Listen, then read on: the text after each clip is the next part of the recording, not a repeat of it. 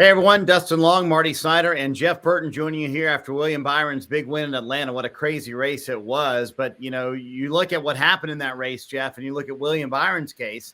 They had the pit road penalty. Then he spun, but the rain came at the right time. Little pit strategy mixed in there as well. But even with all of that and the rain calling the race eventually, is it fair to say one of the better cars the entire night still wound up winning the race? It's a great question. He kept having trouble, so it was a little difficult to tell. He talked about, his car didn't drive very well, especially after the spin. When you spin these things out, it damages the underbody. But once he got out front, it drove okay because he had cleaner air. I don't know what would have happened if he, hadn't played the pit strategy that they did. So I think the pit strategy was huge. But the main thing for that team is they just keep finding a way to win. And that's, that is what is so impressive about this team. This is the time of year where they have struggled in the past, where they don't have speed in the summer, but they have had decent speed and they won this weekend. So there's a lot of momentum with this team. They're doing a lot of good things. And I think Jeff makes a key point is just that we've seen so many times where William Byron often has started a year the last few years and then just kind of had that struggle during the summer and just kind of waiting to see, well, what are they going to do this summer? Can they carry some of that momentum? Can they continue to be a championship contender that they show the first third of the season? And can they carry that through to the start of the playoffs? Or is this a team that's going to wilt?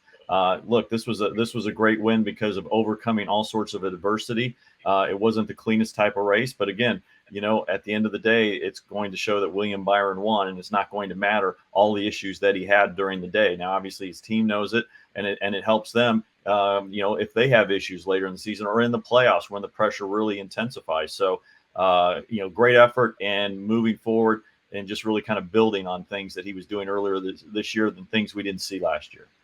Dustin, sometimes the unexpected wins are the best ones for race teams, right? How critical is it right now, to the point you and Jeff are making, 8 races or now 7 races left until the playoffs start, that you get some momentum kind of heading into the early part of the playoffs?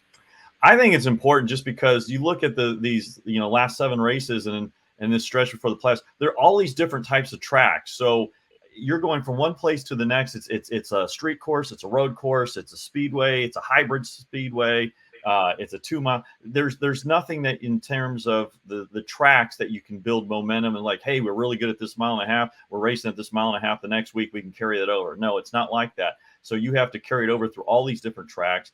And I think it's important to have that momentum because the summertime can be kind of a very difficult period. And again, if you have a couple tracks that you're not as good at, you have a couple of bad results, people start raising questions about, hey, what about this team? What about you? And you start getting that bad vibe going into the playoffs or heading toward the playoffs. So I think something like this is great right now. But now if they go finish, 25th or worse the next 7 races, it means nothing in that sense. So they've got to continue and carry it forward. But I think it was a big night for them. Jeff, let's talk about 2 other Hendrick teams, and let's start with Chase Elliott and his team. Were you surprised they were not more of a factor on Sunday night?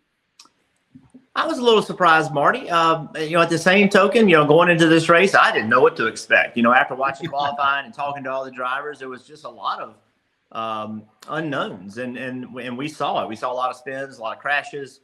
Track was super slick, and so I didn't know what to expect. But I did think Chase Elliott, as good as he is, at these types of racetracks and the success they've had here, I thought he would be more of a factor than he was. So yeah, I was a little surprised just because of that team. Yeah, I was a little surprised too in terms of with Chase because it's easy to expect more just because he won this race last year. But we know how good he is at this type of racing. We know what he's been doing lately and getting these top 5s. Now I know he benefited at Chicago. And he had already pitted when they made the call to shorten the race, so it put him in a favorable position. He took advantage of it. But again, I think with this team, with this organization, you look at Hendrick Motorsports with William Byron winning on Sunday. They've won 3 of the 4 races on this revamped Atlanta. So I kind of figured that Chase would do a little bit more. So 13th is not bad, but it was really kind of surprising that it was not any better than that. And that was something that did stand out to me. Boy, Alex Bowman, Dustin, I tell you what, it has not been good since he's returned from his broken back. They ran well. He was up front all night long and was in a position until this happened with the spin with Denny Hamlin. So what's the path here for Bowman to the playoffs? Is it a must-win scenario, minus 44 below the cut line? I don't think it's must win, but it's getting a lot closer to that. And you make the great point. It's almost been a tale of two seasons for Alex Bowman. He starts the year with 6 top 10s in the first 7 races. He's leading the points at that point in the year. And then he goes a few more races, has the back injury. And then since that back injury, he's had no top 10s in the last 6 races.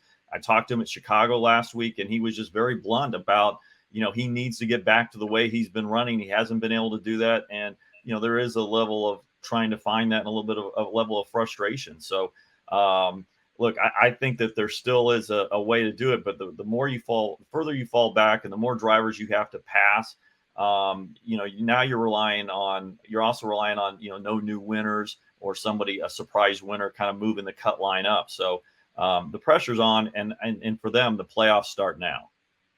Marty, the problem for he and Chase Elliott both is that teams trend up and down throughout the year, right? Hardly ever do we see a team that just always runs great or always runs horrible. They have up and down trends. When you miss as many races as they did, and you have a little bit of a downturn, you can't make the points up. So Alex Bowman and his team, they're going through a trend where it's not as good as they want it to be, but a week from now, they could be doing the opposite. We see it with almost every team. But they just gave up so many races without having their drivers in the cars. That's just set them back a ton. So they just can't afford trying to point themselves in to have a few bad races in a row. Hi, I'm Parker Kligerman. For more access like this from Pit Road, be sure to click and subscribe to the Motorsports on NBC YouTube channel.